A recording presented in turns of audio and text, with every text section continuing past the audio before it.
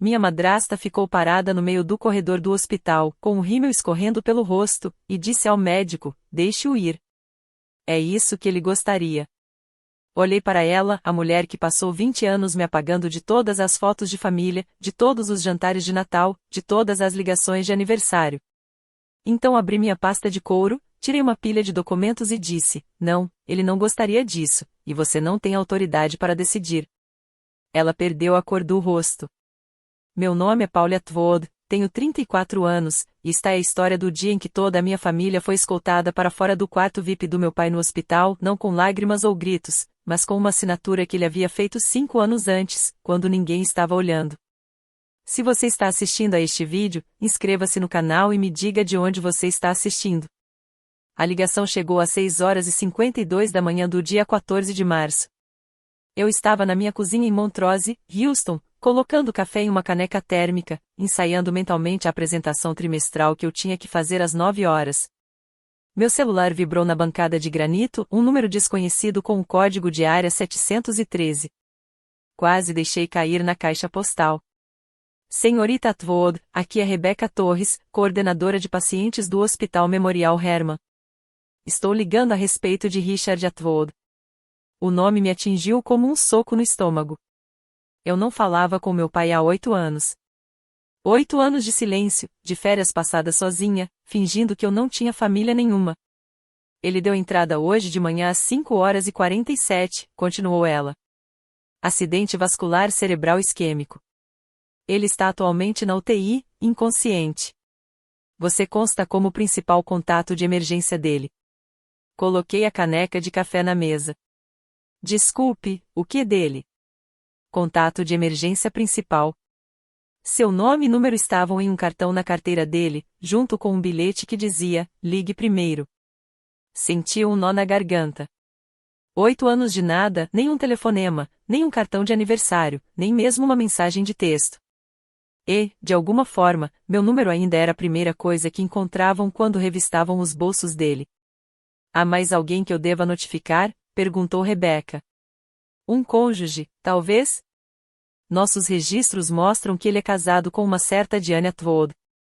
Ali estava ele, o nome ao qual eu havia me condicionado a não reagir. Sim, ouvi-me dizer. Ele tem esposa, mas estarei aí em 20 minutos. Desliguei o telefone, peguei minhas chaves e saí pela porta sem trocar de roupa. A apresentação podia esperar. Os resultados trimestrais podiam esperar. Meu pai estava morrendo. E por algum motivo que eu não conseguia explicar, ele queria que eu soubesse primeiro. A última vez que vi meu pai foi no Dia de Ação de Graças de 2016. Eu tinha 26 anos e tinha acabado de ser promovida a analista sênior na Hartwell Energy. Orgulhosa o suficiente para pensar que o sucesso profissional finalmente me garantiria um lugar à mesa da família, dirigi por 4 horas até River Oaks com uma garrafa de vinho que custou mais do que eu podia pagar, ensaiando o que diria quando Diane inevitavelmente fizesse algum comentário sobre minhas roupas, meu cabelo ou minhas escolhas de vida. O que eu não ensaiei foi o que ela disse em vez disso. Éramos 14 pessoas à volta da mesa de jantar, as irmãs de Diane, os primos dela, alguns vizinhos que ela queria impressionar. Meu pai sentou-se na cabeceira, trinchando o peru, enquanto Diane reinava na outra ponta. Richard tem 2 filhos, anunciou ela, erguendo o copo. Marcos e Britney têm sido uma grande bênção para nós. Esperei pela correção, que meu pai dissesse: na verdade, são 3 filhos. Que alguém, qualquer pessoa, reconhecesse que eu estava sentada ali, entre um primo que eu nunca tinha conhecido e uma cadeira vazia. Ninguém fez isso. Marcos deu um sorriso irônico. Britney pegou o celular e começou a gravar um story para o Instagram. E meu pai continuou cortando o peru, com os olhos fixos na lâmina. Diane fez uma pausa, como se procurasse a palavra certa. Ela é uma lembrança de uma época difícil na vida de Richard. Nós não a consideramos realmente como parte da família. Eu me levantei. Não disse nada. Não joguei meu vinho, não virei a mesa, nem fiz escândalo. Simplesmente saí, entrei no meu carro e dirigi de volta para Houston no escuro. Essa foi a última vez que falei com algum deles, até o telefone tocar 8 anos depois. A sala de espera da UTI do Memorial Hermann cheirava a desinfetante industrial e café velho. Cheguei às 7h45, ainda vestindo meu blazer azul marinho e os saltos que havia planejado para a sala de reuniões. Eles já estavam lá. Diane estava sentada num canto, enxugando os olhos com um lenço de papel que, de alguma forma, nunca borrava sua maquiagem. Ela estava vestida de preto da cabeça aos pés, como se já tivesse planejado o funeral. Marcos estava atrás dela, de braços cruzados, mexendo no celular. E Britney? Britney estava se filmando chorando. Orando pelo meu padrasto, ela sussurrou para a câmera. Mandei amor para todos. Aproximei-me do posto de enfermagem, mantendo a voz firme. Estou aqui por Richard Atwood. Sou a filha dele. A enfermeira, uma mulher na casa dos 50 anos com olhos bondosos, olhou para a tela. Polly Atwood, você está cadastrada como contato de emergência dele. Deixe-me chamar o médico. Atrás de mim, ouvi a voz de Diane ecoar pela sala de espera. O que ela está fazendo aqui? Eu não me virei. Marcos foi menos sutil. Atravessou a sala em 3 passos, parando a uma distância suficiente para que eu pudesse sentir seu perfume. Quem te ligou? Isso é um assunto de família. O hospital me ligou, eu disse. Porque meu nome estava na carteira dele. Isso é impossível. Diane levantou-se da cadeira, ainda segurando lenços de papel na mão. Sou a esposa dele. Eu deveria ter sido contatada primeiro. A enfermeira ergueu os olhos do computador. Senhora, o paciente indicou a senhora Polly Atwood como seu contato principal de emergência. É a ela que somos obrigados a notificar. O rosto de Diane ficou rígido. Por um instante, vi algo brilhar em seus olhos, não tristeza, não confusão, mas cálculo. Deve haver algum engano, disse ela. Olhei para ela pela primeira vez em 8 anos. Talvez, eu disse, ou talvez não haja. O Dr. Samuel Reeves era um homem alto, na casa dos 40, com cabelos grisalhos nas têmporas e uma calma que só se adquire com décadas de experiência em dar más notícias. Ele me conduziu a uma sala de consulta particular no 3º andar, longe do olhar fulminante de Diane e da câmera do celular de Britney. Seu pai sofreu um AVC isquêmico grave por volta das 5h30 da manhã, disse ele, deslizando uma imagem de tomografia pela mesa. Há um bloqueio significativo na artéria cerebral média. Ele está atualmente em coma induzido para reduzir o inchaço cerebral. Encarei a imagem, uma massa cinzenta com sombras escuras que eu não conseguia interpretar. Quais são as opções dele? Se realizarmos uma intervenção endovascular nas próximas 48 horas, as chances de uma recuperação significativa são de cerca de 65%. O procedimento custa aproximadamente $180 mil e ele precisará de uma reabilitação extensa posteriormente. O Dr. Reeves fez uma pausa. Sem a cirurgia, estamos falando de uma incapacidade permanente grave ou pior. Então faça a cirurgia. Não é tão simples assim, Sra. Atwood. Ele cruzou as mãos. Seu pai não pode dar o seu consentimento agora. Alguém com autoridade legal precisa aprovar o procedimento, os custos e quaisquer decisões sobre os cuidados futuros dele. A esposa dele não tem essa autoridade automaticamente, não no Texas. O Dr. Reeves inclinou-se para a frente. Você sabe se seu pai alguma vez lhe concedeu uma procuração para assuntos médicos? A pergunta pairava no ar. Pensei no cartão de contato de emergência. No bilhete que dizia ligue primeiro. Nos 8 anos de silêncio que, de repente, pareciam algo completamente diferente. Preciso fazer uma ligação, eu disse. O Dr. Reeves assentiu com a cabeça. A Sra. Atwood já está pedindo para assinar a papelada. Se há algo que eu deva saber, preciso saber logo. Saí para o corredor e peguei meu celular. Thomas Morrison atendeu no segundo toque. Polly. Sua voz era calorosa, calma, o mesmo barítono firme de que me lembrava de 5 anos atrás. Estava esperando sua ligação. Encostei as costas na parede do hospital, observando as enfermeiras passarem com sua eficiência silenciosa. Você sabia do AVC? Tenho alertas configurados para o nome de Richard. Internações hospitalares, boletins de ocorrência, obituários. Uma pausa. Eu prometi a ele que faria isso. Sr. Morrison, preciso saber. Polly, você é a procuradora dele para assuntos médicos e também para assuntos financeiros. Ambos os documentos foram assinados e autenticados em cartório no dia 8 de julho de 2019, no meu escritório. Maria Santos foi a tabeliã. Linda Carter testemunhou junto comigo. Fechei os olhos. Julho de 2019.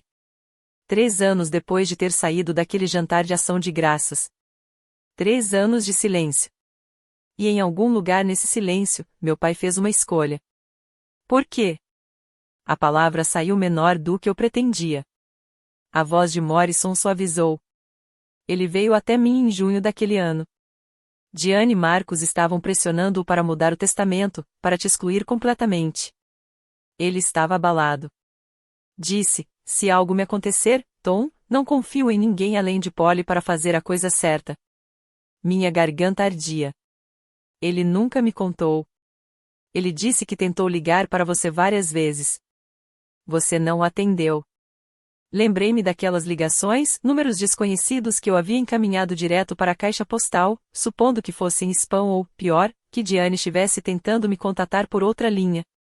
Tenho os documentos originais no cofre do meu escritório, continuou Morrison.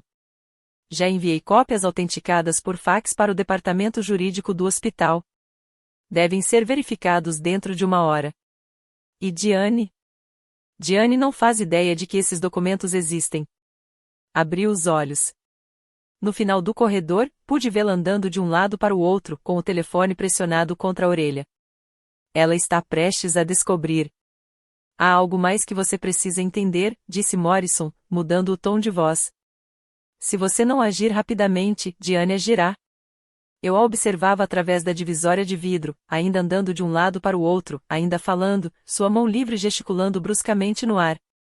Ela já contatou Gerald Hoffman. Ele é advogado de família.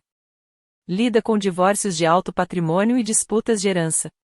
Meu palpite é que ela vai entrar com um pedido de tutela de emergência, alegando que você está afastado e incapaz de tomar decisões.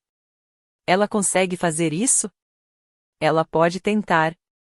Os tribunais do Texas geralmente favorecem o cônjuge, mas uma procuração válida prevalece sobre os direitos do cônjuge quando se trata de decisões médicas.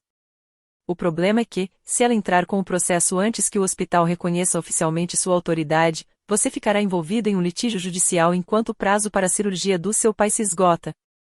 São 48 horas.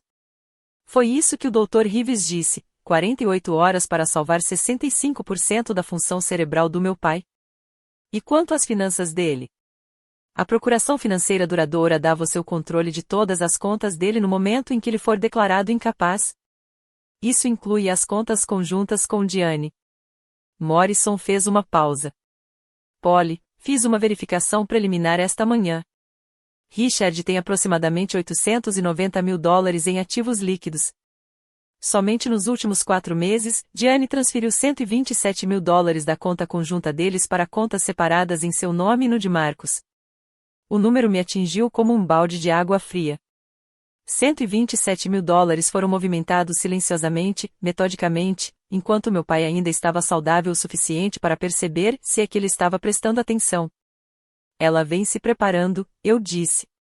Sim, e se Richard morrer antes de você assumir o controle, esse dinheiro desaparece no inventário, e os advogados de Diane vão bloquear o patrimônio dele por anos.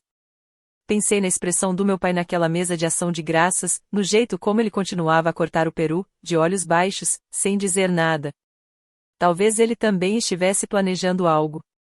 Diga-me o que preciso fazer. Voltei para a sala de espera da UTI às 8h47. Diane havia melhorado sua audiência. Um homem de terno cinza estava ao lado dela agora, por volta dos 55 anos, abotoaduras de prata, aquele tipo de simpatia ensaiada que vinha com uma taxa horária cobrada. Gerald Hoffman. Reconheci o tipo de pessoa de uma década de reuniões corporativas, o advogado que fazia os problemas desaparecerem para quem podia pagar por isso. Completamente inaceitável, dizia Diane, em voz alta o suficiente para que as enfermeiras ouvissem. Sou esposa dele há 20 anos. Aquela moça o abandonou. Ela não tem o direito de estar aqui. Não diminui o passo. Passei por ela, pelo olhar fulminante de Marcos e pela câmera do celular de Britney, e fui direto para o posto de enfermagem, onde uma supervisora havia aparecido, uma mulher na casa dos 40 anos com um crachá do hospital que dizia Patrícia Oconjo, gerente de serviços ao paciente. Senhora Atwood. Patrícia ergueu os olhos do computador. Acabei de receber a documentação da Morrison e Keller referente ao caso do seu pai. Gostaria de me registrar oficialmente como seu procurador para assuntos médicos, eu disse, e solicito uma reunião formal com o médico responsável, a administração do hospital e todas as partes envolvidas amanhã de manhã, às 10 horas. Atrás de mim, ouvi Diane inspirar bruscamente. Ela não pode fazer isso. Gerald Hoffman deu um passo à frente, com a voz suave como seda. Minha cliente é a cônjuge legal. Quaisquer documentos assinados sem o conhecimento dela estão sujeitos à contestação. Sr. Hoffman, disse Patrícia num tom educado, mas firme. Os documentos foram verificados pelo nosso departamento jurídico. A autoridade da Sra. Atwood é reconhecida por este hospital, salvo ordem judicial em contrário. Diane agarrou meu braço. Você acha que pode simplesmente entrar aqui depois de 8 anos e assumir o controle? Ele é meu marido. Olhei para a mão dela na minha manga. Depois olhei para o rosto dela. E ele é meu pai. Ele me escolheu. Soltei meu braço e fui embora. Diane me alcançou no elevador. Você está cometendo um erro. Sua voz era baixa, venenosa, desprovida da enlutada atuação que vinha fazendo com as enfermeiras. Você não tem ideia do que está enfrentando. Apertei o botão do 7º andar. Acho que sim. Você acha? Ela se aproximou, bloqueando as portas do elevador. Você acha que Richard escolheu você? Ele se sentiu culpado, Polly. Só isso. Culpado pela sua mãe. Culpado por como as coisas terminaram. Ele assinou aqueles papéis para se sentir melhor, não porque realmente confiava em você. Então por que ele não te contou sobre eles? Seu maxilar se contraiu. Marcos apareceu ao lado dela, com o rosto corado. Você precisa ir embora agora antes que a situação piore. Já está feio, eu disse. Está feio há 20 anos. Nós somos a família dele. A voz de Diane falhou, não de tristeza, mas de algo mais cru, desespero. Você é apenas uma lembrança, um erro que ele não conseguiu consertar. As portas do elevador se abriram atrás dela. Eu a contornei e entrei no carro. Eu sou o erro em quem ele confiou a própria vida, eu disse. E o que isso faz de você? As portas começaram a se fechar. Diane enfiou a mão entre elas, forçando-as a se abrirem novamente. Você vai se arrepender disso. Os olhos dela brilhavam de fúria. Passei 20 anos construindo esta família. 20 anos cuidando dele enquanto você se fazia de vítima. Acha que um pedaço de papel muda isso? Acho que isso muda tudo. As portas se fecharam em seu rosto. Encostei-me à parede do elevador, com as mãos tremendo pela primeira vez desde o telefonema daquela manhã. A adrenalina estava passando, deixando em seu lugar uma sensação fria e cortante. Isso não acabou. Diane não perdeu com elegância, mas eu também não. A sala de conferências no 7º andar tinha janelas do chão ao teto com vista para o Texas Medical Center, 21 hospitais, mais de 100 mil funcionários, o maior complexo médico do mundo. Daqui de cima, tudo parecia organizado e controlado. Patrícia Oconjo estava me esperando lá dentro. Confirmamos o recebimento de ambas as procurações, disse ela, deslizando uma pasta sobre a mesa polida. Procuração médica e financeira, ambas autenticadas em cartório, ambas com testemunhas, ambas juridicamente válidas de acordo com a seção 752 do Código de Sucessões do Texas. Abri a pasta. Lá estavam elas, a assinatura do meu pai, datada de 8 de julho de 2019, ao lado da minha. A caligrafia estava mais trêmula do que eu me lembrava, mas inconfundivelmente dele. A Sra. Atwood solicitou que seu advogado compareça à reunião de amanhã, continuou Patrícia. Ela também apresentou uma denúncia preliminar ao nosso comitê de ética, alegando que você pode ter exercido influência indevida sobre seu pai. Influência indevida? Quase ri. Não falo com ele há 8 anos. Que é exatamente o que ela está argumentando, que vocês estão afastados, que você não sabe quais são os desejos atuais dele, que os documentos podem ter sido assinados sob coação. Patrícia fez uma pausa. Não estou dizendo que ela tem razão. Estou dizendo que ela vai causar problemas. O que você precisa de mim? Confirmação do advogado que preparou os documentos. Uma declaração das intenções do seu pai, se possível. Ela hesitou. Francamente, senhorita Atwood, preciso que mantenha a calma. Aconteça o que acontecer naquela sala amanhã, a posição do hospital é clara. A senhora tem autoridade legal, mas se isso se transformar em um espetáculo público, dificultará o trabalho de todos. Pensei no celular da Britney, que estava sempre gravando, e na habilidade da Diane para se fazer de vítima. Entendo, eu disse, mas devo avisá-lo, minha madrasta não faz nada discretamente. A expressão de Patrícia não mudou. Nem este hospital. Haverá segurança presente. Passei a noite no hospital. A UTI tinha uma pequena sala de espera com cadeiras de vinil e uma máquina de venda automática que zumbia na escuridão. Ainda não me permitiram entrar no quarto do meu pai, a verificação da procuração estava concluída, mas o horário de visitas já havia terminado e o Dr. Rives queria fazer exames adicionais antes do amanhecer. Então fiquei sentada sozinha, observando os números no relógio de parede se aproximarem da meia-noite. Às 23h47, peguei meu celular e abri um e-mail que não li há 5 anos. De Richard Atwood. Para Paul Atwood. Data: 12 de julho de 2019, 15h42. Assunto: para quando eu não puder falar por mim mesmo. Polly. Eu sei que você não está lendo minhas mensagens. Não te culpo.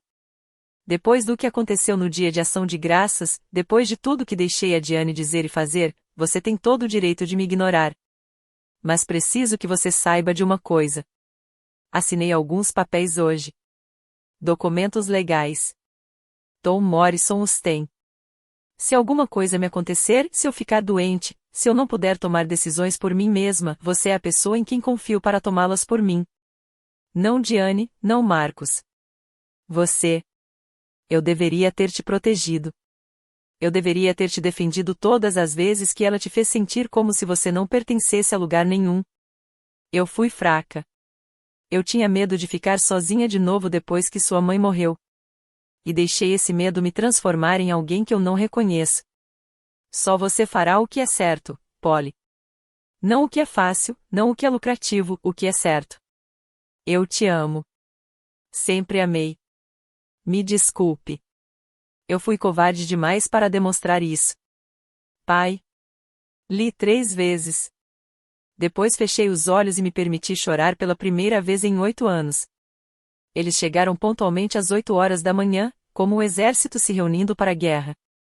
Eu estava no saguão do 7º andar, tomando minha terceira xícara de café do hospital, quando as portas do elevador se abriram e Diane saiu. Ela havia trocado de roupa durante a noite, ainda de preto, mas agora mais estruturada, um vestido de grife que provavelmente custava mais do que meu aluguel mensal. Sua maquiagem estava impecável, o cabelo preso em um elegante coque.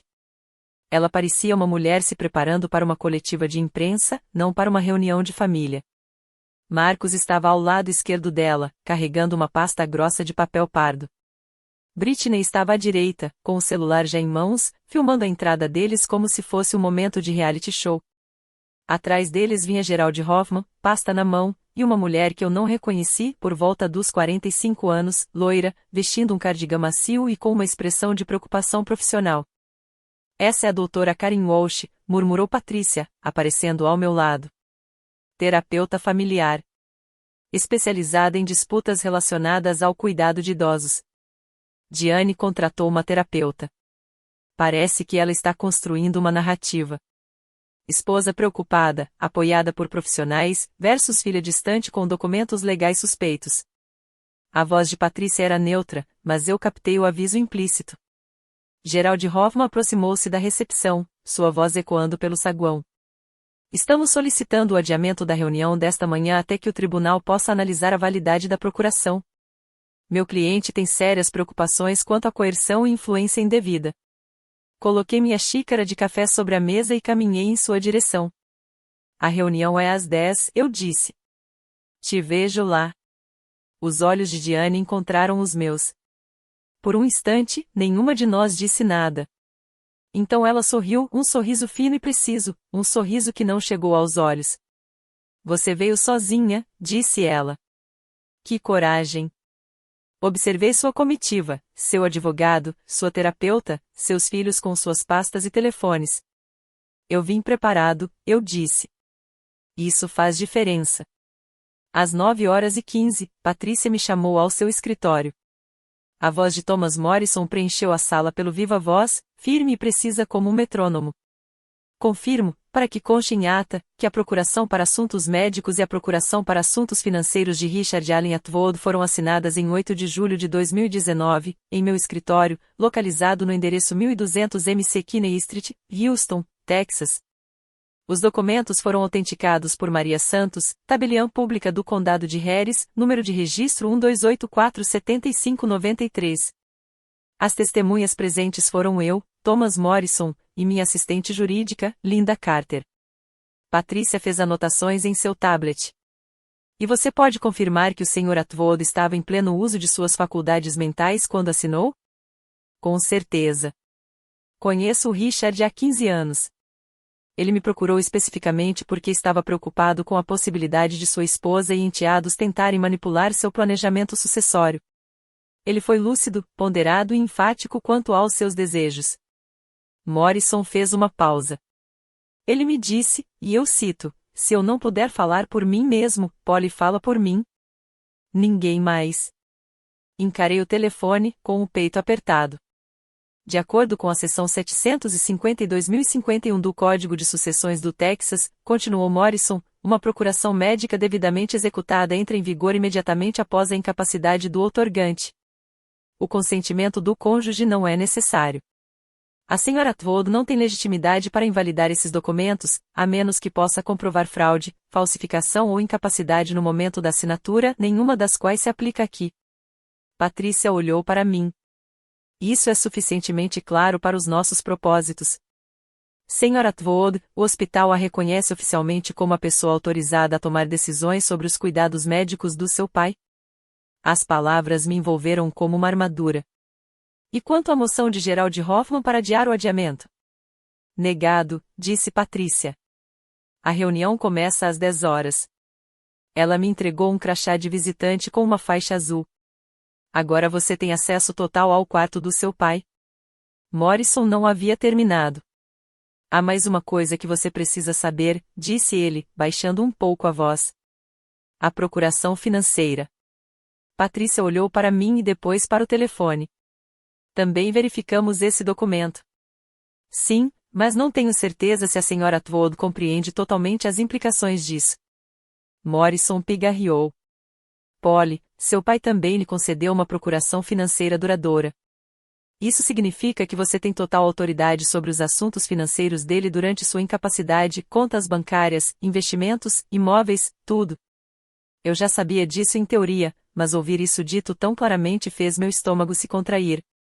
Já notifiquei o First National Bank of Texas e a Mercer Wealth Management, continuou Morrison. A partir das 8 horas da manhã de hoje, todas as transações nas contas de Richard exigem sua assinatura, incluindo as contas conjuntas com Diane. O silêncio se prolongou. Ela não sabe, eu disse. Ela está prestes a descobrir. Suspeito que seja por isso que ela chegou com um advogado esta manhã.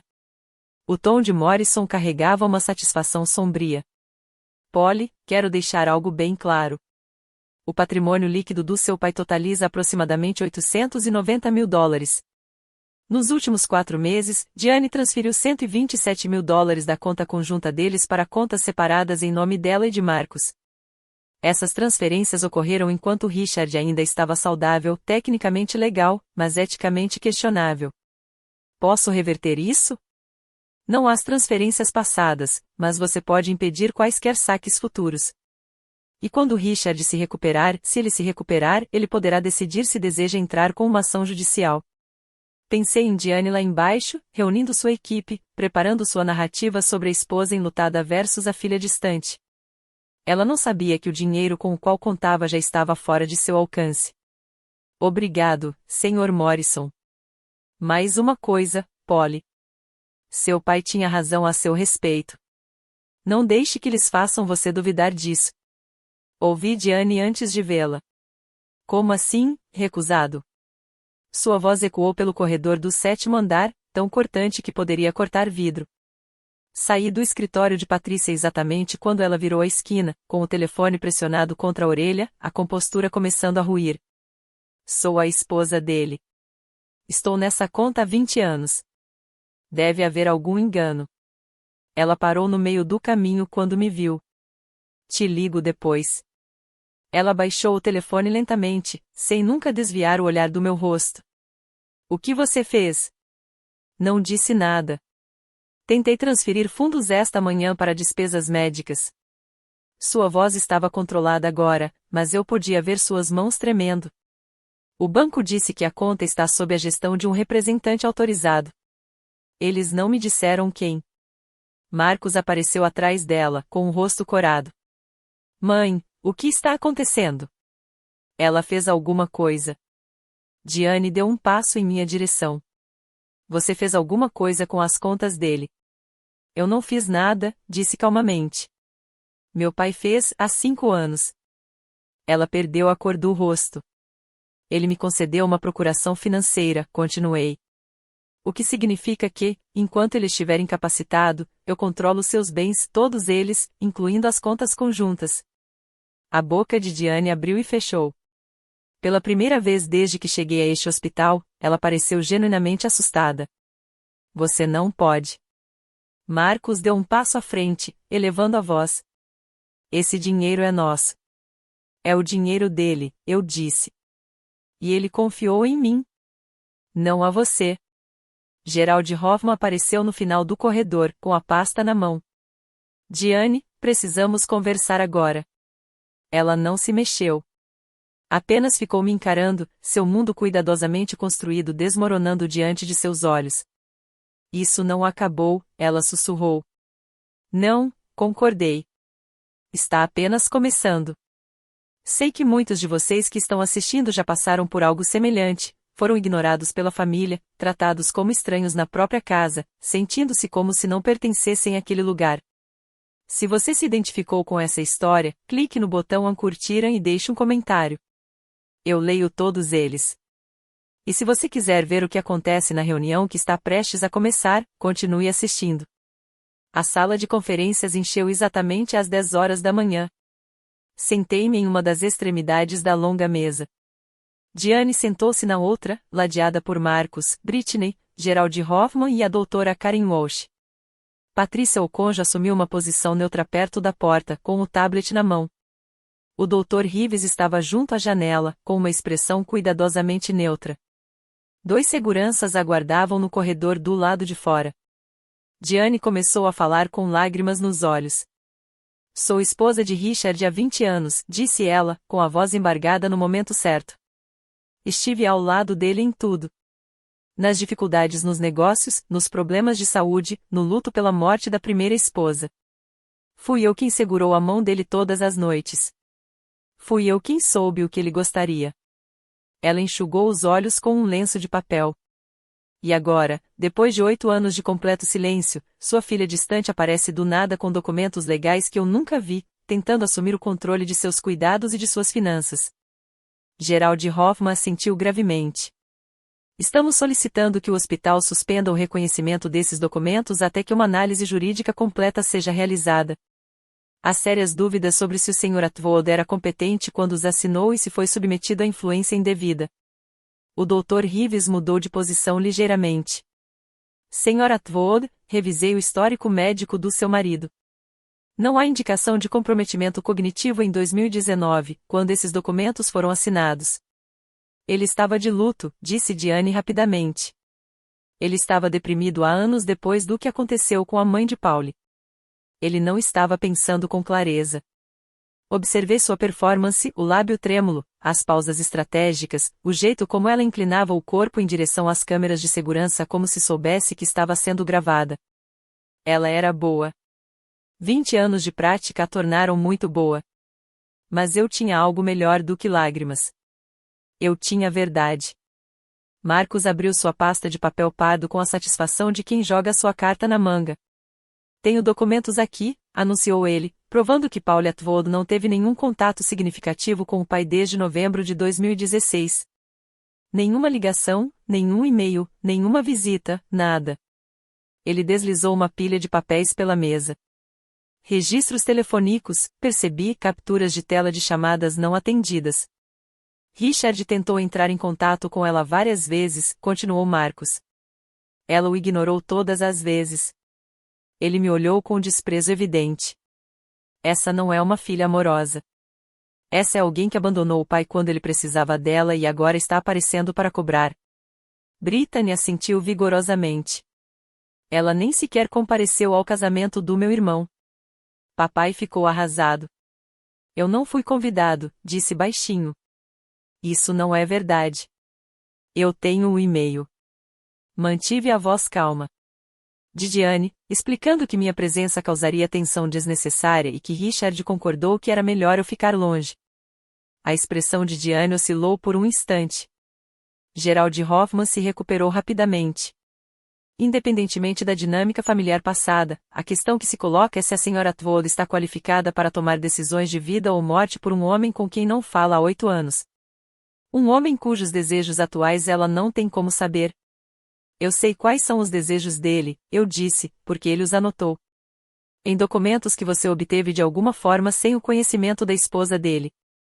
Em documentos que ele escondeu especificamente da esposa. Encontrei o olhar de Gerald. Você já se perguntou por que ele teria feito isso? O silêncio tomou conta da sala. O rosto de Marcus ficou vermelho. Você está distorcendo tudo. Você sempre faz isso. Você se faz de vítima quando é você quem? Marcus. A voz de Diane era incisiva. Agora não.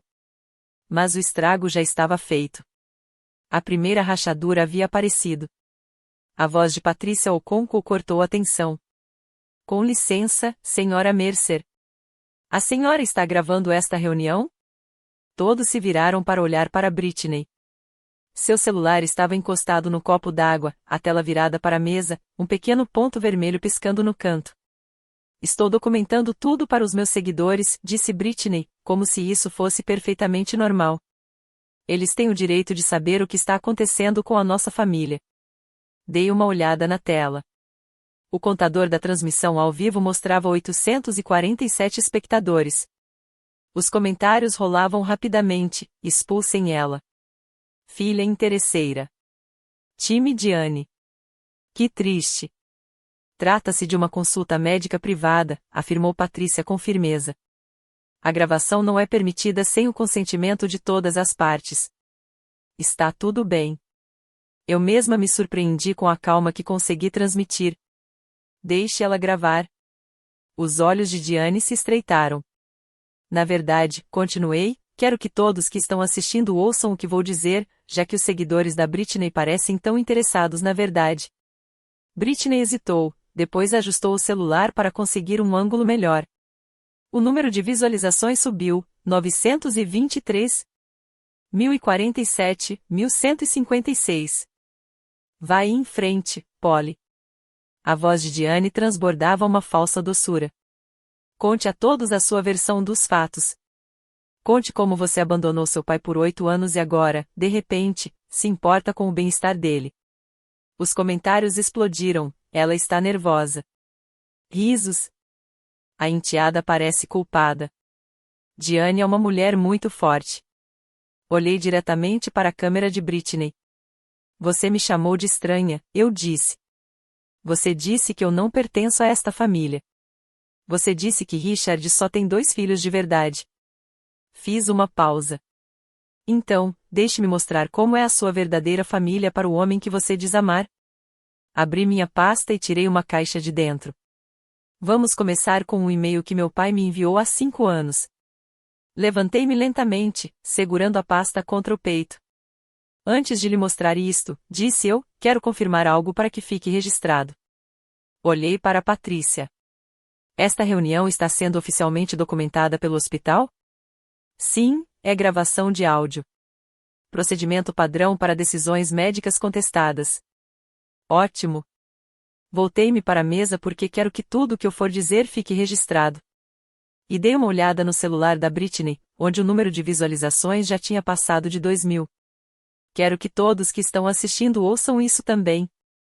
Diane se remexeu na cadeira. O que você está fazendo? Algo que eu deveria ter feito há 8 anos. Abri a pasta. Estou falando a verdade. Gerald Hoffman inclinou-se para a frente. Sr. Atwood, aconselho-a a consultar seu próprio advogado antes de fazer qualquer declaração que possa. Não preciso de um advogado. Peguei o primeiro documento, um e-mail impresso com o cabeçalho claramente visível. Tenho provas. O silêncio tomou conta do ambiente. Este é um e-mail do meu pai, Richard Atwood, que me enviou em 5 de julho de 2019, 3 dias antes de ele assinar a procuração. Levantei o papel para que a câmera da Britney pudesse capturar o título. O assunto dizia: preciso falar com você. O rosto de Diane empalideceu. Você gostaria que eu lesse em voz alta? Perguntei. Ou devo apenas resumir a parte em que meu pai explica que sua esposa e seu enteado o estavam pressionando para me excluir completamente do testamento? Marcos levantou-se parcialmente da cadeira. Isso é mentira. Sente-se, Marcos. Minha voz era baixa, mas algo nela o fez congelar. Eu não terminei. Olhei para Diane, para sua maquiagem impecável, seu vestido de grife e seus 20 anos de mentiras cuidadosamente construídas. Estou apenas começando. Li o e-mail em voz alta, com a voz firme. Polly, eu sei que você não quer ouvir falar de mim. Não te culpo. Depois do que aconteceu no dia de ação de graças, depois de tudo que eu deixei a Diane dizer e fazer, você tem todo o direito de me ignorar. A mão de Diane apertou o lenço de papel. Mas preciso que você saiba de uma coisa. Diane e Marcos têm me pressionado para mudar meu testamento. Eles querem te excluir completamente. Dizem que você não faz mais parte da família. Que você perdeu seus direitos quando parou de falar conosco. Levantei os olhos. O rosto de Marcos havia passado de vermelho para branco. Eu disse que não. Disse que ela era minha filha, minha única filha biológica, e que nada mudaria isso. Diane não reagiu bem. Ela está diferente desde então. Mais fria. Acho que ela está planejando alguma coisa, mas não sei o que. O quarto estava silencioso, exceto pelo zumbido suave do ar-condicionado. Vou me encontrar com Tom Morrison na semana que vem. Vou assinar os papéis que te dão controle se algo me acontecer. Não confio mais na Diane. Não confio no Marcos, mas confio em você, Polly. Sempre confiei em você, mesmo quando eu era fraco demais para demonstrar. Coloquei o papel sobre a mesa. Este e-mail foi enviado da conta pessoal do Gmail do meu pai. O cabeçalho está intacto. Os metadados podem ser verificados por qualquer profissional de TI. Analisei Gerald Hoffman. Gostaria de questionar a sua autenticidade? Ele não disse nada. Meu pai sabia, eu disse baixinho. Ele sabia o que você estava fazendo. Ele sabia o que você estava planejando. E ele se certificou de que, quando chegasse a hora, você não pudesse tirar tudo dele. A compostura de Diane finalmente se quebrou. Isso não é? Ele não faria isso. Sim, ele fez. Peguei o segundo documento. Trata-se de uma cópia autenticada da Procuração para Assuntos Médicos assinada por Richard Allen Atwood em 8 de julho de 2019. Coloquei o documento sobre a mesa, com o selo do tabelião claramente visível. Autenticado por Maria Santos, tabelião pública do Condado de Harris, Texas. Número de registro 12847593. Testemunhado por Thomas Morrison, advogado, e Linda Carter, assistente jurídica. Patrícia Okunko assentiu com a cabeça. Verificamos este documento com o escritório do Sr. Morrison. E este, coloquei um segundo documento ao lado do primeiro, é a Procuração Financeira Duradoura, assinada no mesmo dia com as mesmas testemunhas, que me concede plena autoridade sobre os assuntos financeiros do meu pai durante qualquer período de incapacidade. Gerald Hoffman estendeu a mão para pegar os documentos. Eu os puxei de volta. Você pode solicitar cópias através do departamento jurídico do hospital, eu disse, mas quero deixar claro o que esses documentos significam. Olhei para Diane. Eles querem dizer que meu pai, o homem de quem você alega ter cuidado, o homem que você diz conhecer melhor do que ninguém, deliberadamente e em segredo me deu o controle sobre suas decisões médicas e suas finanças. Não você, não Marcos. Eu. Ele foi manipulado, disse Diane, elevando a voz. Você deve ter. Eu não falava com ele há 3 anos quando ele assinou esses documentos. Mantive a voz calma. Eu não pedi que ele fizesse isso. Eu não sabia que ele estava fazendo isso. Ele tomou essa decisão inteiramente por conta própria porque não confiava em você. Os comentários da transmissão ao vivo tinham mudado. Eu conseguia vê-los rolando na tela da Britney. Nossa! Que reviravolta! A madrasta está tremendo. Isso é insano. Patrícia quebrou o silêncio. Para que conste em ata, o hospital reconhece a senhorita Paula Atwood como a responsável legal pelas decisões relativas ao paciente Richard Atwood. Esse reconhecimento entra em vigor imediatamente. Diane levantou-se tão depressa que a cadeira arrastou no chão.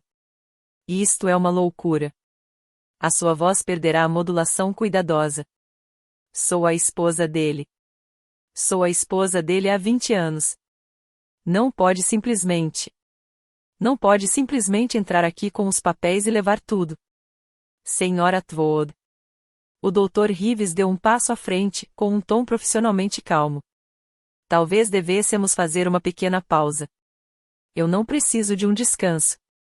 Ela bateu com a palma da mão na mesa. Preciso que alguém me explique como isso é legal. Como uma filha que abandonou o pai tem mais direitos do que a própria esposa dele. Marcos segurou o braço dela. Mãe, se acalme. Ela o afastou bruscamente. Não me diga para me acalmar. Ela está roubando tudo. Tudo que construímos. Tudo que nós. Ela se conteve, mas não rápido o suficiente.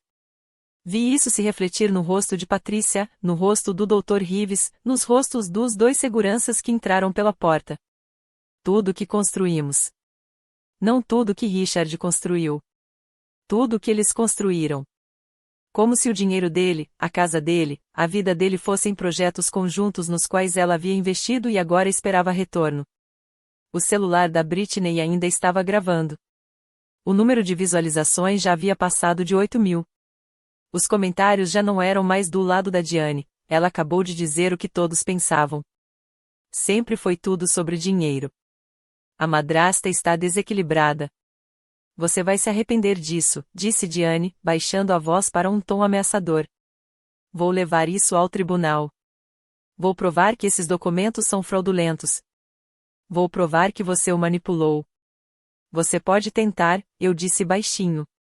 Mas você vai perder porque meu pai sabia exatamente o que estava fazendo e garantiu que haveria testemunhas. Diane olhou para mim, respirando com dificuldade. Então, virou-se para Gerald Hoffman. Faça alguma coisa. Ele não se mexeu. Levantei-me e dirigi-me diretamente ao Dr. Reeves. Quero que meu pai faça a cirurgia de intervenção endovascular nas próximas 24 horas. Assinarei toda a documentação necessária. O Dr. Reeves assentiu com a cabeça. A equipe cirúrgica estará preparada até amanhã de manhã. Em relação à suíte VIP, falei com a Patrícia. Eu cobrirei todos os custos pessoalmente e gostaria de atualizar a lista de visitantes autorizados. É claro que Patrícia já tinha seu tablet pronto. Quem deveria ser incluído? Olhei para Diane, para Marcos, para Brittany, ainda segurando o celular, com mais de 12.000 pessoas assistindo à transmissão ao vivo. Apenas eu. As palavras caíram como pedras em águas calmas. Você não pode fazer isso, disse Marcos. Ele é nosso. Ele é meu pai. Mantive a voz calma, profissional, exatamente como aprendi a falar em salas de reuniões cheias de homens que não queriam me ouvir. E durante 20 anos, você me disse que eu não fazia parte desta família, que eu era uma estranha, uma lembrança de algo que Richard queria esquecer. Olhei para Diane. Então, estou te tratando da mesma forma que você sempre me tratou. Virei-me para os seguranças na porta. Essas pessoas não estão na lista de visitantes autorizados. Por favor, acompanhem-nas para fora do andar VIP. O rosto de Diane se contorceu. Você não pode. Isso é Senhora. O agente de segurança mais alto deu um passo à frente. Vou ter que pedir que a senhora nos acompanhe. Sou a esposa dele e sou a filha dele. Encontrei o olhar dela uma última vez. O olhar que ele escolheu. Os agentes de segurança avançaram. Gerald Hoffman recolheu sua pasta sem protestar. Ele sabia reconhecer uma causa perdida quando a via. Britney finalmente abaixou o celular com o rosto pálido. Marcos parecia querer socar alguma coisa. Diane foi a última a sair, seus saltos clicando no chão. Ela não olhou para trás. Se você já precisou se defender de pessoas que tentaram te destruir, deixe um comentário e compartilhe sua história. Eu leio todos eles. E se você está se perguntando o que aconteceu depois com meu pai, com Diane, com tudo, continue assistindo, porque a reunião foi apenas o começo. As verdadeiras consequências ainda estavam por vir. A cirurgia aconteceu às 7 horas da manhã do dia 17 de março. Fiquei na sala de espera por 4 horas e 23 minutos, olhando para o relógio e tomando um café com gosto de papelão. O Dr. Reeves havia explicado o procedimento na noite anterior: inserir um catéter pela artéria femoral do meu pai, guiá-lo até o cérebro e remover o coágulo que o estava matando lentamente. Uma chance de 65% de recuperação significativa, ele disse. Melhores chances do que em Las Vegas, piores do que eu gostaria. Às 11 horas e 23, o Dr. Reeves apareceu na porta, ainda com seu uniforme cirúrgico.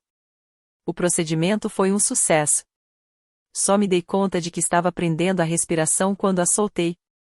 Removemos o coágulo e restabelecemos o fluxo sanguíneo para a área afetada, continuou ele, sentando-se à minha frente.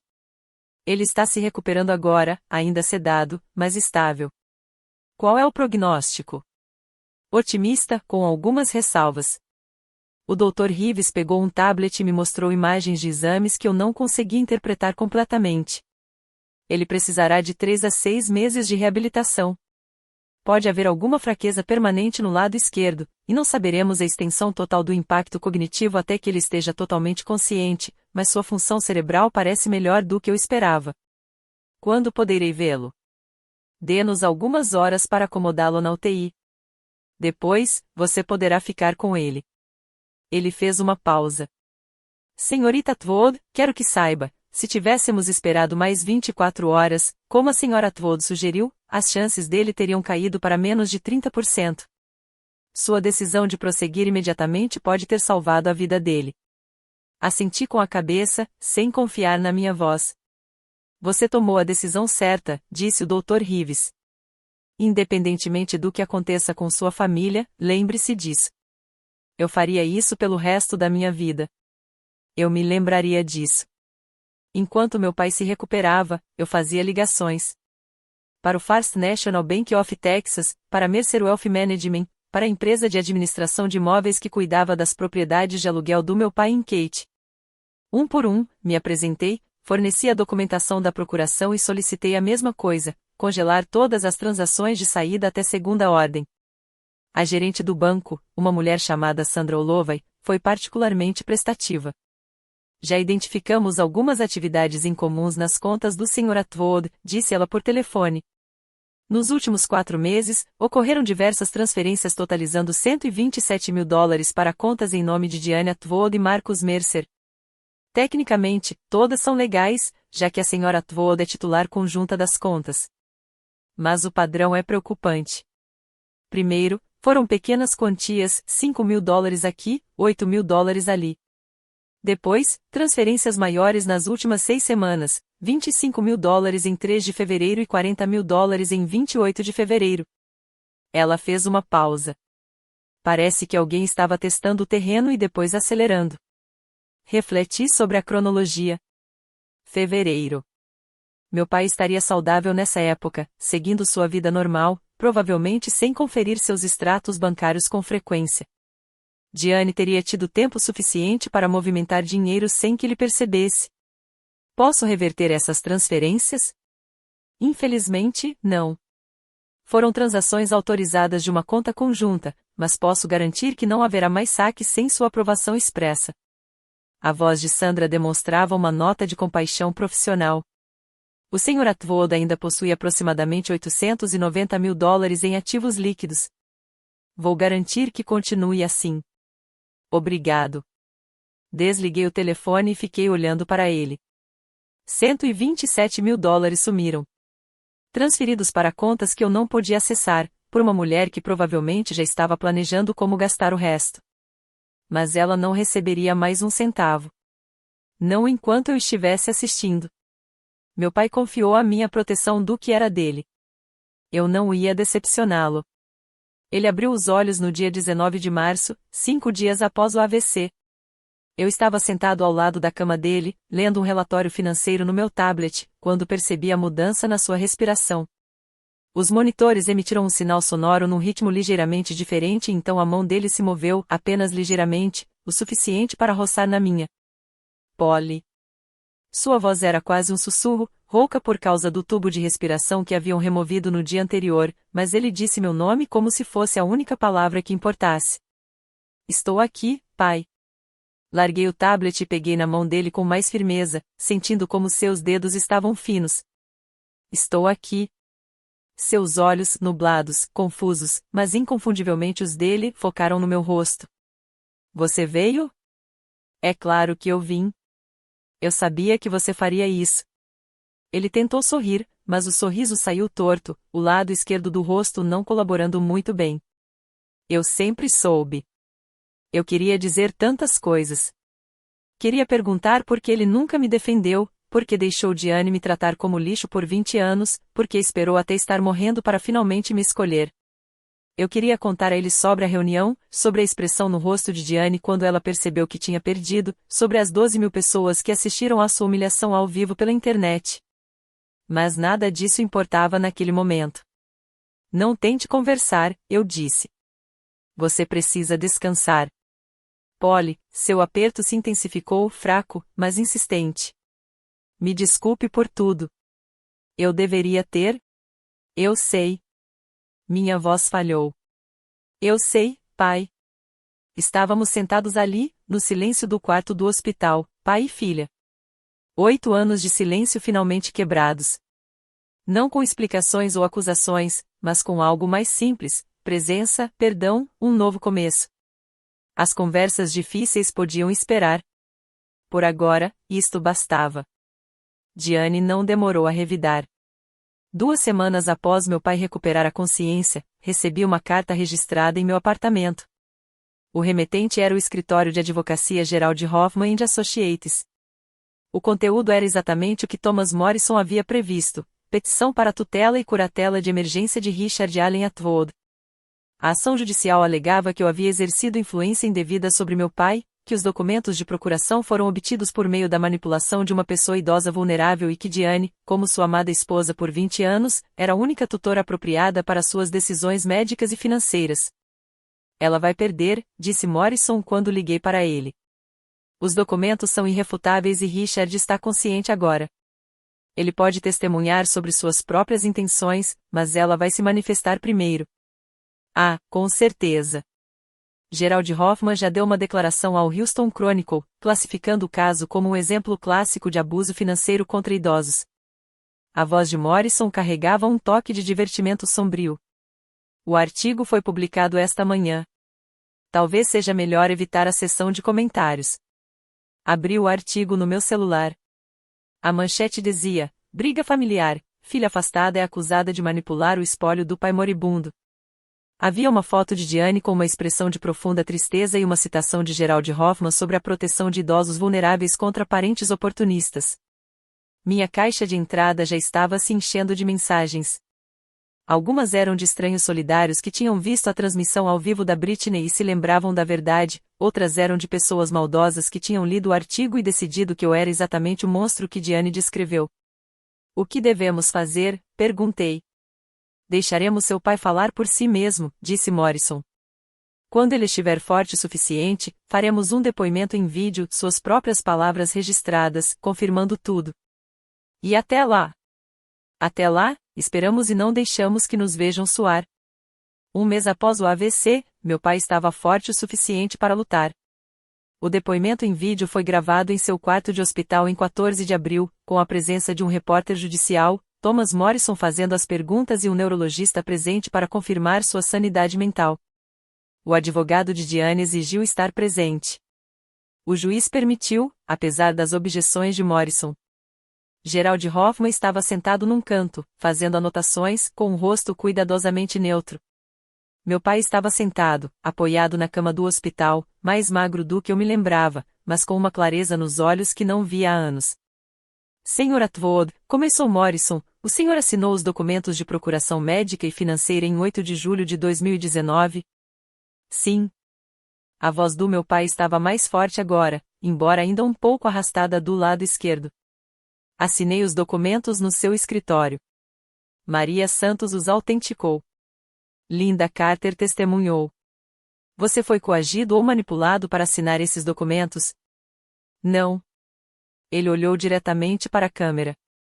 Eu assinei porque quis, porque precisava proteger minha filha. Protegê-la de quem? O olhar do meu pai se voltou para Gerald Hoffman.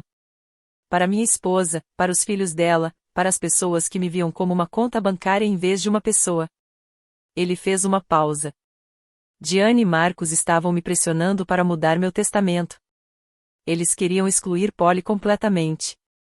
Quando me recusei, Diane começou a se afastar, a se distanciar.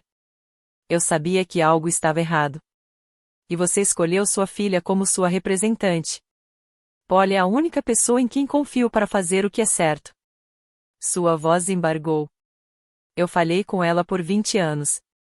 Deixei Diane tratá-la como se ela não existisse. Mas nunca deixei de amá-la. E eu sabia que, quando importasse, ela estaria lá. Ele olhou para mim. Ela estava. A decisão foi proferida em 28 de abril. A juíza Patrícia Hernandes, do Tribunal de Sucessões do Condado de Harris, não poupou palavras. Li a decisão 3 vezes, sentada no meu apartamento com uma taça de vinho que eu estava guardando para uma ocasião especial. O requerente não conseguiu demonstrar qualquer evidência de fraude, coerção ou influência indevida na execução da procuração. O mandante, Richard Allen Atwood, prestou depoimento claro e competente, confirmando sua intenção e sua contínua confiança em seu procurador designado. O pedido de tutela de emergência é, portanto, indeferido. Havia mais, linguagem jurídica sobre o ônus da prova, citações do Código de Sucessões do Texas e uma referência direta à natureza especulativa e sem fundamento das alegações de Diane.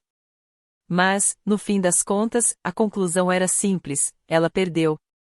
O tribunal ordenou que Diane pagasse $12.400 em honorários advocatícios e custas judiciais. Gerald Hoffman abandonou o caso no mesmo dia, alegando diferenças irreconciliáveis com o cliente. O Houston Chronicle publicou um artigo subsequente com um tom notavelmente diferente: juiz rejeita pedido de tutela. Pai confirma confiança na filha distante. Brittany deletou completamente sua conta do Instagram. A transmissão ao vivo que tinha o objetivo de me humilhar foi arquivada, capturada em prints e compartilhada milhares de vezes. Mas agora contava uma história diferente, não a história de uma filha interesseira, mas a história de uma madrasta perdendo o controle em tempo real. Marcos me ligou uma vez, 3 dias depois da sentença. Deixei cair na caixa postal. A mensagem dele foi curta: você acha que ganhou? Não ganhou. Isso não acabou. Salvei a mensagem de voz por precaução. Mas eu sabia a verdade. Tudo tinha acabado. Não porque eu os tivesse derrotado, mas porque eles tinham se derrotado sozinhos. Tudo o que eu fiz foi aparecer com a verdade. A verdade tinha sido suficiente. O divórcio foi finalizado em 15 de julho. Meu pai deu entrada nos documentos por conta própria 3 meses após receber alta do hospital. Sua recuperação foi melhor do que qualquer um esperava, 85% de sua função motora restaurada. Suas habilidades cognitivas praticamente intactas. Sua determinação em reconstruir sua vida mais forte do que nunca. Diane lutou contra isso. É claro que ela exigiu metade de tudo: a casa em River Oaks, as contas de investimento, os imóveis para alugar em Kate. Seus advogados argumentaram que 20 anos de casamento lhe davam direito a uma parte igual dos bens conjugais. Mas meu pai tinha sido mais cuidadoso do que ela imaginava. O acordo pré-nupcial que ele assinará em 2005, aquele que Diane aparentemente havia esquecido, limitava sua indenização a $150.000 em caso de divórcio. Seu advogado na época insistiu nisso, e meu pai, ainda sofrendo com a morte da minha mãe, estava tão atordoado que não conseguiu argumentar. Agora, essa insensibilidade lhe economizou quase $2 milhões. 3 semanas após o divórcio ser finalizado, Diane se mudou para Oklahoma. Sua irmã tinha um quarto vago e a alta sociedade de Houston, os bailes de gala beneficentes, os almoços em clubes de campo, a rede de amigos ricos que ela cultivara por 2 décadas, havia silenciosamente fechado suas portas. A notícia se espalha rapidamente nesses círculos. A transmissão ao vivo garantiu isso. Marcos perdeu o emprego na concessionária de carros de luxo em agosto. O dono, descobriu-se, era um antigo sócio do meu pai. Ele tinha visto o vídeo. Tinha lido os documentos do processo. Ele não queria esse tipo de pessoa representando a sua marca. O número de seguidores de Britney no Instagram caiu de 45.000 para 33.000 nos meses seguintes ao julgamento. Ela reformulou sua imagem 2 vezes, apagou centenas de publicações e, por fim, parou de postar completamente. Não comemorei a queda deles, mas também não lamentei. Eles construíram suas vidas com o dinheiro do meu pai e com a minha exclusão. Agora não tinham mais nenhum dos dois. Meu pai vendeu a casa em River Oaks em setembro. Muitos fantasmas, disse ele, assinando os documentos de fechamento com uma mão que ainda tremia um pouco. Não quero viver com os móveis da Diane, as cortinas da Diane, as lembranças da Diane. Quero algo novo. Ele encontrou um apartamento em Montrose, a 3 quarteirões do meu. Um apartamento de 2 quartos com uma pequena varanda com vista para um jardim interno, modesto para os seus antigos padrões, mas mais do que suficiente para um homem que estava aprendendo a morar sozinho pela primeira vez em 20 anos. Jantávamos juntos todas as quintas-feiras. Às vezes eu cozinhava. Às vezes pedíamos comida tailandesa do restaurante na Westheimer. Às vezes, simplesmente sentávamos na varanda dele com taças de vinho, assistindo ao pôr do sol no horizonte de Houston. Ele me contou histórias sobre minha mãe, coisas que eu nunca soube, como eles se conheceram em um jogo de futebol americano universitário, como ela riu de suas piadas horríveis, como ela segurou minha mão na sala de parto e sussurrou meu nome antes de qualquer outra pessoa. 20 anos de silêncio e, de repente, eu tinha uma mãe novamente, viva nas memórias do meu pai. Eu devia ter te contado antes, disse-lhe certa noite, com a voz carregada de arrependimento. Eu devia tê-la mantido viva por você, mas Diane, ela não queria ouvir falar de Sarah. Disse que se sentia como uma substituta. Ela era uma substituta, eu disse baixinho.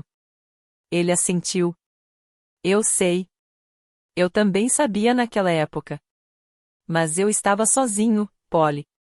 Depois que sua mãe morreu, eu estava tão sozinho que não conseguia respirar. E Diane estava lá e me aqueceu. E eu pensei. Ele não terminou a frase. Não precisava. Não podemos mudar o passado, eu disse. Mas podemos fazer melhor agora. Ele pegou minha mão, com um aperto mais forte do que nos últimos meses. Sim, disse ele. Nós podemos. O e-mail de Marcos chegou em outubro. Polly. Sei que provavelmente você não quer ouvir falar de mim. Não te culpo. Eu disse coisas que não deveria ter dito, fiz coisas que não deveria ter feito. Estava com raiva e com medo, e descontei em você. Não estou pedindo perdão. Estou apenas pedindo uma chance para conversar, para explicar, para talvez recomeçar. Marcos. Li 2 vezes, depois fechei o laptop e fui dar uma caminhada. A questão dos limites é que eles não servem para punir. Servem para proteger. Marcos não estava entrando em contato porque havia tido um profundo despertar moral. Ele estava entrando em contato porque sua vida havia desmoronado e ele estava procurando alguém para culpar ou alguém que o salvasse. Eu também não ia ser. Respondi 3 dias depois, após consultar meu terapeuta e meu pai. Marcos. Agradeço o seu contato. Não guardo rancor de você e espero que encontre paz e estabilidade em sua vida, mas não tenho espaço para um relacionamento com você agora. Talvez nunca. O que aconteceu não foi apenas um mal-entendido. Foram anos de crueldade deliberada, e ainda estou me recuperando disso. Se você realmente quer se redimir, comece com meu pai. É a ele que você deve um pedido de desculpas, não a mim. Desejo-te tudo de bom. Polly. Ele nunca respondeu. Nem Britney. Ela nunca entrou em contato, o que provavelmente foi melhor assim. Contei ao meu pai sobre o e-mail durante o jantar naquela quinta-feira. Você lidou com a situação da maneira correta, ele disse. Perdoar não significa abrir a porta novamente. Às vezes, significa apenas aliviar o fardo. Pensei nisso por muito tempo depois. Em me livrar do peso. Foi exatamente essa a sensação. Às vezes, as pessoas me perguntam o que aprendi com tudo isso. Elas esperam que eu diga algo profundo sobre família, perdão ou o poder de se defender. E essas coisas são verdadeiras, eu suponho. Mas a verdadeira lição era mais simples do que isso. Às vezes, as pessoas que mais te amam são as que menos demonstram isso. Meu pai passou 20 anos me decepcionando. Deixou que Diane me apagasse das fotos de família.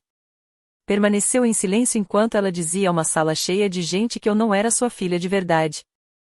Escolheu a paz em vez da justiça, o conforto em vez da coragem, e me deixou pagar o preço por sua fraqueza.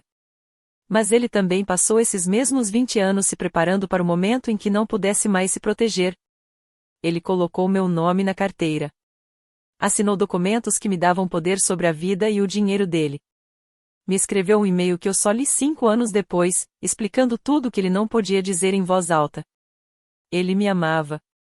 Só não sabia como demonstrar isso até que fosse quase tarde demais. Penso nas pessoas que estão assistindo a isso e que estão passando por algo semelhante. Talvez você tenha um pai ou uma mãe que nunca te defende.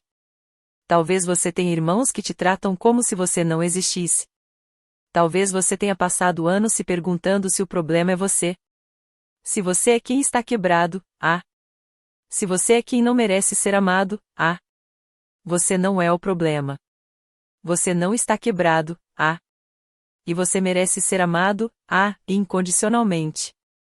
Mas você também merece se proteger, estabelecer limites, se afastar de pessoas que te machucam, mesmo que sejam da família. Isso não é egoísmo. Isso é amor próprio. E, às vezes, o amor próprio é o ato de amor mais radical que você pode oferecer a si mesmo. Já se passaram 18 meses desde aquela ligação às 6h52 da manhã. Na primavera passada, fui promovido a diretor de planejamento financeiro na Hartwell Energy. Um aumento de 22% e um escritório com janela. Meu pai brinca dizendo que finalmente estou ganhando dinheiro suficiente para cuidar dele na velhice. Eu respondo que ele ainda não está tão velho assim. Ele está escrevendo um livro de memórias. Nada sofisticado, apenas um caderno de espiral que ele preenche com histórias sobre sua vida, sua infância em Galveston, seus anos construindo seu negócio, seu casamento com minha mãe. Há um capítulo inteiro sobre mim, diz ele. Sobre a filha que quase perdeu e a segunda chance que não merece. Vamos para o Havaí no mês que vem. Serão nossas primeiras férias de verdade juntos desde que eu tinha 12 anos, antes da minha mãe adoecer, antes da Diane, antes de tudo desmoronar. Ele quer ver os vulcões. Eu quero vê-lo feliz. Às vezes ainda penso em Diane, não mais com raiva. Apenas com uma espécie de curiosidade distante, como quando me pergunto o que aconteceu com alguém que conheci no ensino médio. Ouvi dizer que ela está morando em Oklahoma agora. Trabalha meio período em uma imobiliária. Marcos está vendendo seguros em algum lugar de Dallas.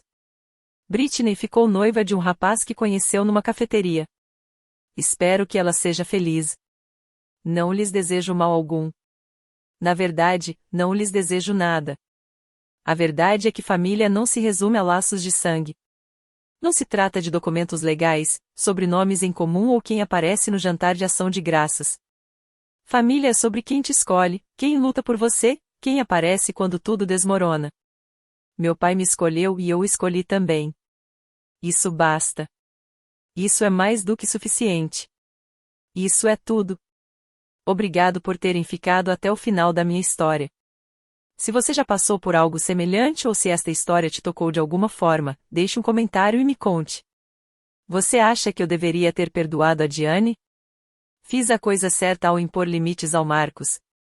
Gostaria de saber sua opinião. Inscreva-se e ative as notificações para não perder a próxima história. Vejo você em breve.